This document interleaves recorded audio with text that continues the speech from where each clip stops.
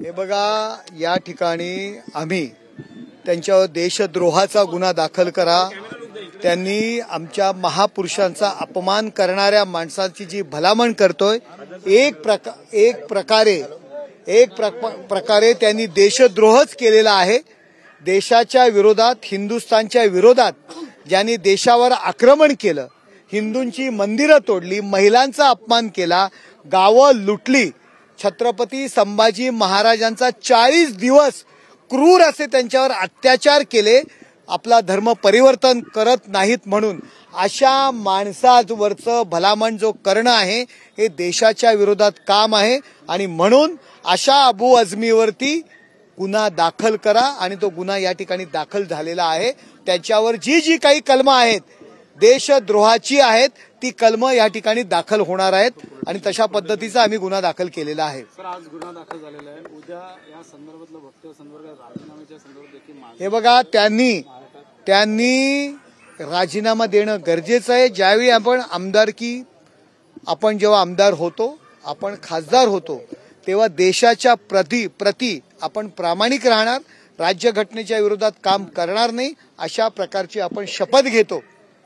आज देशाच्या विरोधात ज्यांनी काम केलेलं अशा माणसाची भलामण करणं म्हणजे देशद्रोह आहे आणि त्याकरता ती जी शपथ जी आपण घेतलेली होती त्या शपथेच्या विरोधात त्यांनी काम केलेलं आहे। त्यामुळे आमदारकीचा सुद्धा त्यांनी राजीनामा द्यावा ही आमची मागणी आहे। राज्यपालाला देखील पत्रव्यवहार करणार का? नक्कीच आम्ही राज्यपालांकडे पत्रव्यवहार करणार। आम्ही मुख्यमंत्र्यांकडे सुद्धा ही मागणी केलेली आहे की त्यांची आमदारकी रद्द करावी। सर, अशा प्रकारे अनेक वक्तव्य महाराष्ट्रामध्ये होताना पाहायला मिळत आहेत, मात्र तोडक अशी कारवाई त्या ठिकाणी होते, त्यामुळे महाराष्ट्राचे गृहमंत्री हे बघा, माननीय मुख्यमंत्री यांनी सुद्धा कडक आदेश काढलेले आहेत। या देशामध्ये छत्रपती शिवाजी महाराज, छत्रपती संभाजी महाराज आणि राष्ट्रपुरुष यांच्या विरोधात बोललं की समाज प्रक्षोभक होतो, समाज त्याच्यावरती कारवाईची मागणी करतो आणि मग आपल्या पोलीस बंदोबस्तात वाढ होते।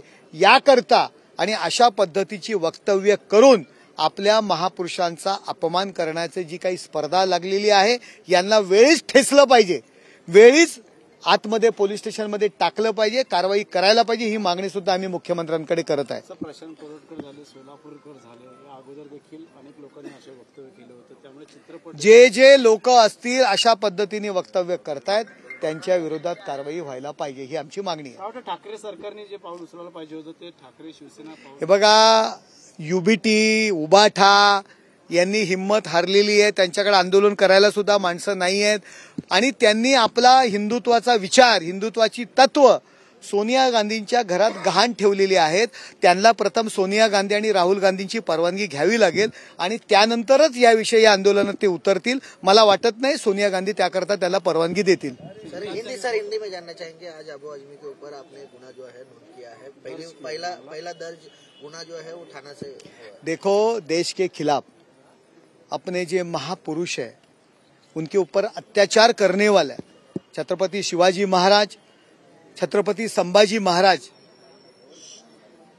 उनका अपमान करने वाला ये औरंग्या था। ये औरंग्या ने हजारों हिंदुओं की मंदिर तोड़ डाले थे, देश का लूट किया था, गोर गरीबों के ऊपर अन्याय किया था, महिलाओं पे अत्याचार किया था।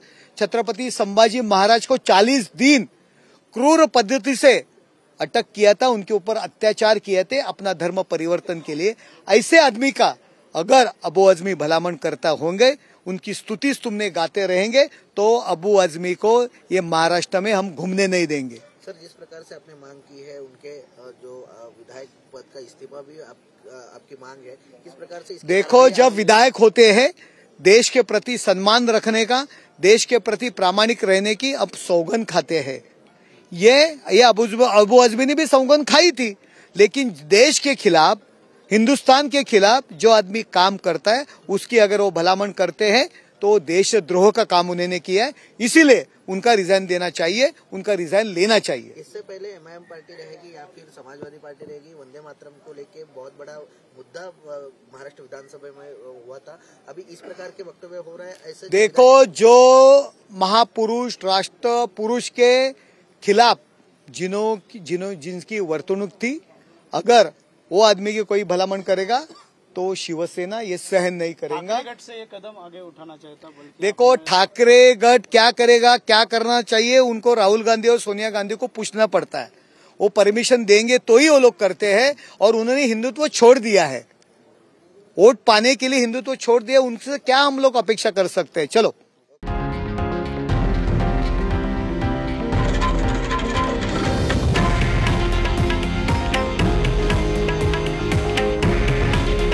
हे आहे देशातील नंबर 1 न्यूज नेटवर्क आणि आपण पाहत आहात TV9 मराठी।